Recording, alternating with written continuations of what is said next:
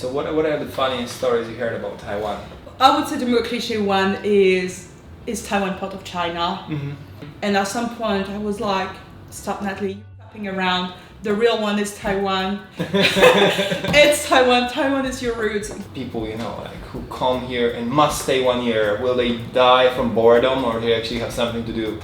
They die from boredom. I think so. I died like 10 times already. Hello, Amadeus here. I'm today here with a new video, and today I want to introduce you someone who is probably quite opposite of most Taiwanese, because, well, when you were born here, you grow up here, your parents are Taiwanese.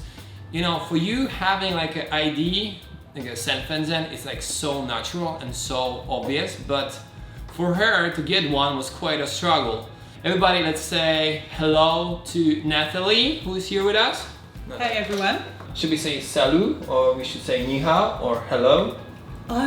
All is good for me. It's not really more one than the other. It's just, at the end, it's just the same meaning for me, so. Yeah. Let's stay with konnichiwa then. So you mostly were raised in France, right? Most of you. Yes, and then after I was 5, I was mostly raised in France, but coming back time to time to Taiwan to keep up with the family and friends. And I mean, Taiwan is my mom country as well, so it's important for her. So you travel between. Yeah. So how's growing up in France? Because you have a brother, right? Yeah. Your brother apparently looks very Asian. Oh, he is a mini version of Bruce Lee, which is true. And so I look more like my dad, I look more European.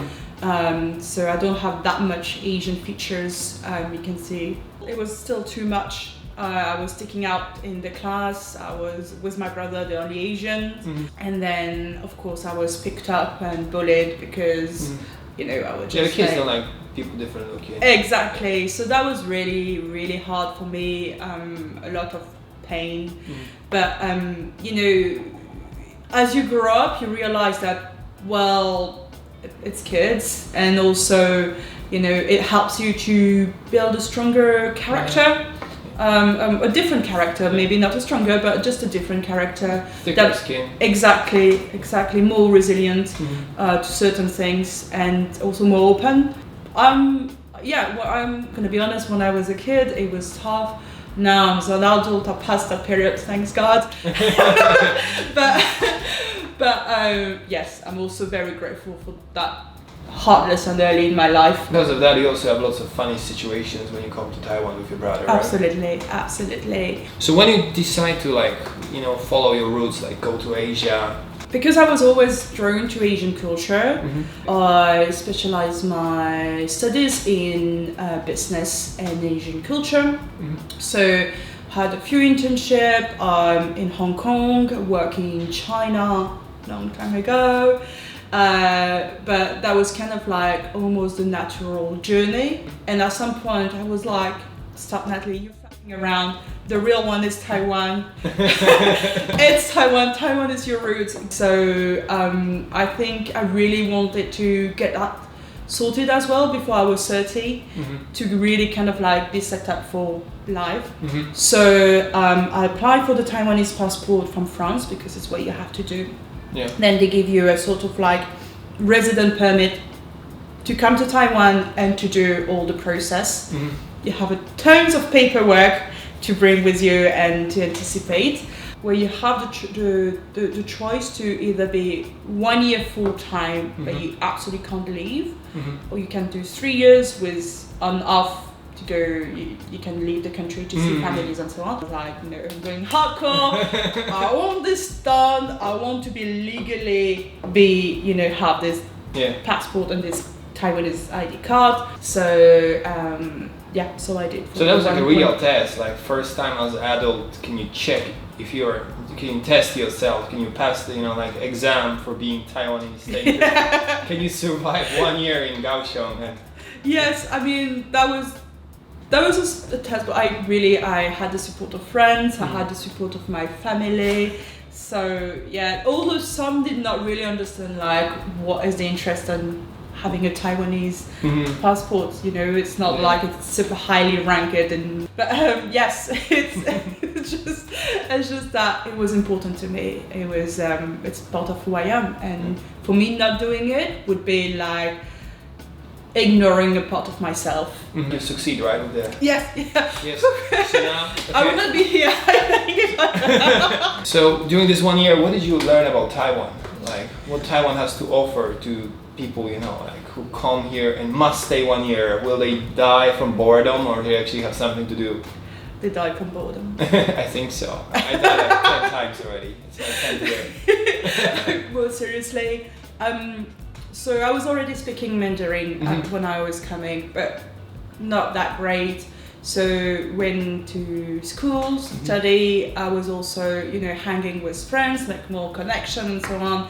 And I think I want to say like what makes Taiwan amazing is first of all the people, and I think it sounds cliche or anything, but the people will always be there to, you know, show you around, or show you new bits, and I will be eternally grateful for that, you know. Of course, Taiwan is also an amazing country where there's so much to visit. Like, you have the mountains, you have the jungle, you have the beach, and sometimes such in close, you know, short distance. I feel like Taiwan is a great playground. Now, obviously, Taiwan is not just play and fun, of course. There is more serious topics as well, but no, there is definitely, I would encourage anyone who want to explore to stop by Taiwan, to, you know, chit chat with some local if they can speak Mandarin or just a little bit English, or just, you know, take a backpack and go explore some different place and food, of course. As a Taiwanese who is living abroad, you very often have to work as an ambassador and explain what is your country. So what are the funniest stories you heard about Taiwan?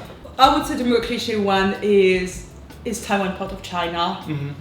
And then also sometimes for some reason, I don't know, there is a misconception with Taiwan and Thailand. It looks like Thailand is more popular than Taiwan. I don't know why. But, you know... It's a #1 tourist destination in Asia.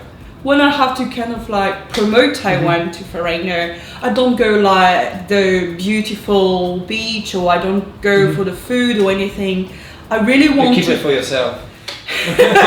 Absolutely, more to eat. I'm gonna move in here. There's no space to go to the beach. But what I do is usually I pick something that I know or I believe will echo with them. So, for example, I have friends. Gay couples, and I would say, well, you know, Taiwan have legally allowed gay marriage, and they're like, oh, and I was like, yeah, it's the first country in Asia to do that, and it's amazing. And that would really, because I mean their situation, they will naturally, you know, echo with that rather than say, hey, amazing food, you know. You really want to speak to what they care about. Some other people, they care about, you know, freedom and democracy, and I would say, well, did you know that we as Taiwanese have the first woman president, you know, or some people who are, some friends who are a bit more feminist, they would find that interesting, you know, minorities, ethnicals, or you know, I was like, well, you know, Taiwan has also several Aborigines village and culture, and they try to preserve it. And so this is what I do, is like I try to understand first the person who is in front of me, kind of understand. Not everybody's into stinky tofu. No, well, I think it's only me. But and you try to find what would connect, what would click with them, and exactly. Yeah, no, definitely, like people like.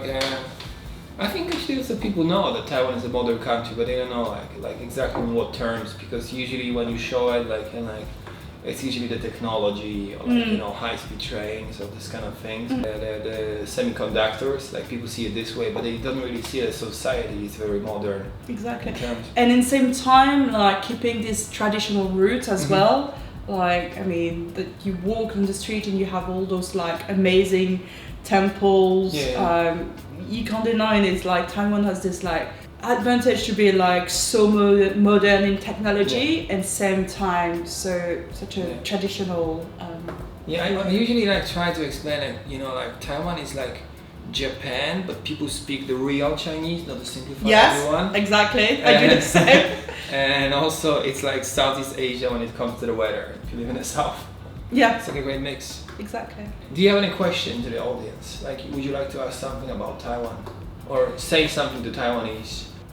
I think it's what is amazing about Taiwan culture and Taiwanese is that, you know, they're so eager to be open, to learn, but sometimes they go just a bit too far and like this pursuit of another presumably better passport or something, when actually Taiwan is really great. I mean, just for example, Taiwan is still on their first republic, France is on their fifth.